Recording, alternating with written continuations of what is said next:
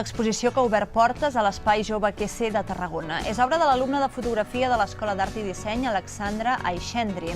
Ens dona una visió molt personal dels seus referents cinematogràfics i ho fa experimentant amb la fotografia. Que acabin de passar un molt bon dimecres. Nosaltres hi tornem demà, com saben, a la mateixa hora de sempre. Adéu-siau.